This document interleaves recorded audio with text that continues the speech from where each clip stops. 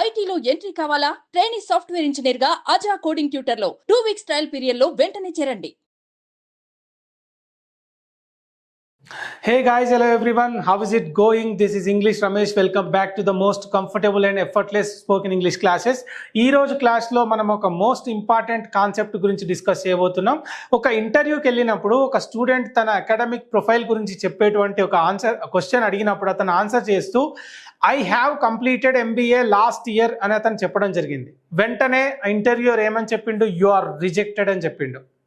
ఎందుకు అట్లా జరిగింది అనేది ఈరోజు క్లాస్లో తెలుసుకునే ప్రయత్నం చేద్దాం. ఓకే ఫైన్, టాపిక్లోకి వెళ్దాం డైరెక్ట్గా.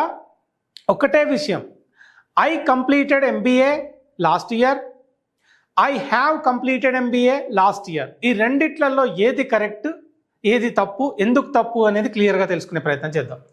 ఇక్కడ I have completed MBA, I completed MBA, ఈ రెండింటి మీనింగ్ కూడా ఏంటంటే నేను ఎంబీఏ పూర్తి చేశాను. ఒకటే విషయం చెప్పడానికి రెండెందుకు అనే డౌట్ మనకు రావచ్చు.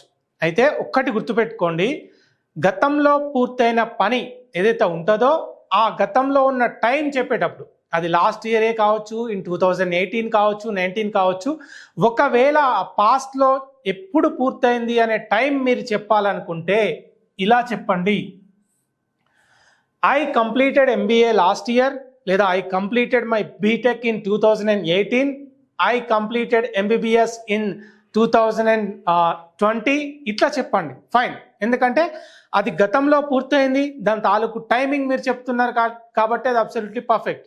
కానీ ఇక్కడ I have completed MBA last year అని చెప్తే మాత్రం అది ఇంకా బ్లండర్ అన్నమాట.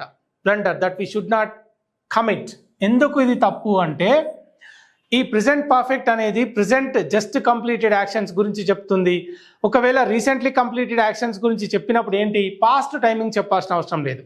ఓకే, ఇక్కడ టైం చెప్పొద్దు, డైరెక్ట్గా చెప్పాలనుకుంటే ఏమని చెప్పండి, ఐ హ్యావ్ కంప్లీటెడ్ ఎంబీఏ అంతవరకే చెప్పండి, దట్ ఈస్ కరెక్ట్.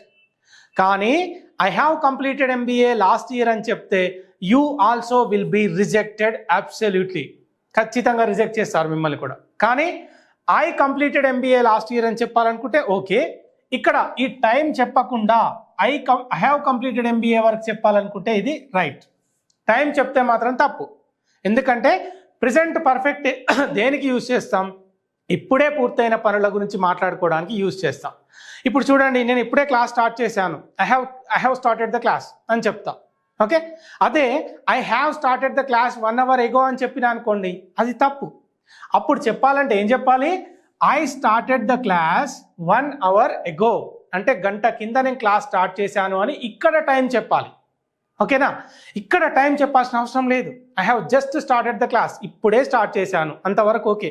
కానీ ఐ స్టార్టెడ్ ద క్లాస్ ఇక్కడ I have started the class 1 hour ఎగో అంటే తప్పు. కానీ ఇక్కడ చెప్పొచ్చు I started the class 1 hour ఎగో, అది పర్ఫెక్ట్.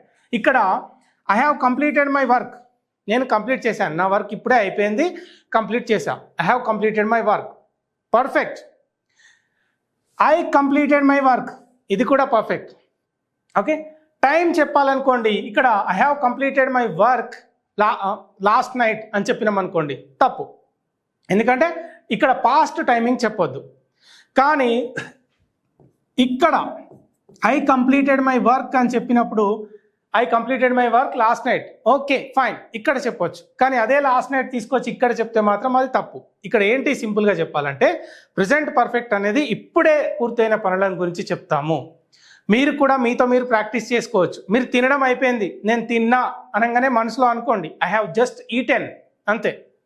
ఓకేనా, నేను ఇప్పుడే ఇంటికి వచ్చిన అనుకోండి, I have just come home, ఇట్లా చెప్పండి. ఓకేనా, ఇప్పుడే పూర్తయిన పనులని చెప్పాలంటే ఈ విధంగా, గతంలో పూర్తయిన పనులని చెప్పాలంటే ఈ విధంగా. This is the difference. ఇక్కడ పాస్ట్ టైమింగ్ చెప్పొద్దు, ఇక్కడ చెప్పుకోవచ్చు. Okay, so that's it for today guys.